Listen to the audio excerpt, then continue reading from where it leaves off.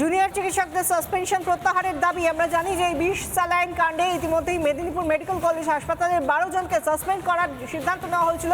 স্বাস্থ্য দপ্তরের যে রিপোর্ট, সেই রিপোর্টের উপর ভিত্তি করে আমরা জানি নবান্ন থেকে মুখ্যমন্ত্রী সেই ঘোষণা করেছিলেন। এবার জুনিয়র চিকিৎসকদের সাসপেনশন প্রত্যাহারের দাবিতে অধ্যক্ষের অফিসের সামনে বিক্ষোভ, নতুন করে অবস্থান বিক্ষোভ জুনিয়র চিকিৎসকদের। সাসপেনশন প্রত্যাহার না হওয়া পর্যন্ত চলবে বিক্ষোভ, হুঁশিয়ারি মেদিনীপুর মেডিকেলের জুনিয়র চিকিৎসকদের।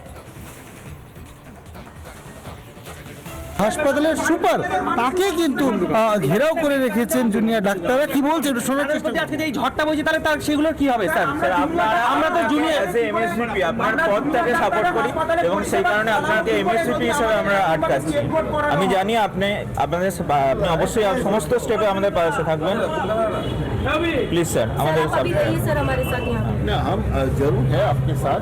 अगर यहाँ फिजिकली है या मेरा ऑफिस में हूँ, मैं आपके साथ ही हूँ।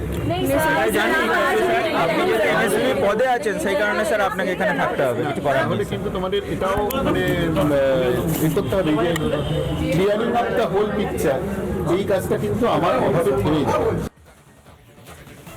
যে 12 জনকে সাসপেন্ড করা হয়েছে তার মধ্যে 7 জন জুনিয়র চিকিৎসক রয়েছেন, তাদের মধ্যে জুনিয়র চিকিৎসক রয়েছেন, তাদেরকে 7 জনকে সাসপেন্ড করা হয়েছে।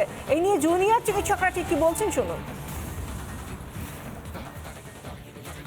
আমাদের কোপিডিদের এগেনস্টে যে অন্যায়করভাবে সাসপেনশনের নোটিশ আজকে জারি হয়েছে, যেটা প্রথম 16 জানুয়ারি পাবলিশ হয়েছিল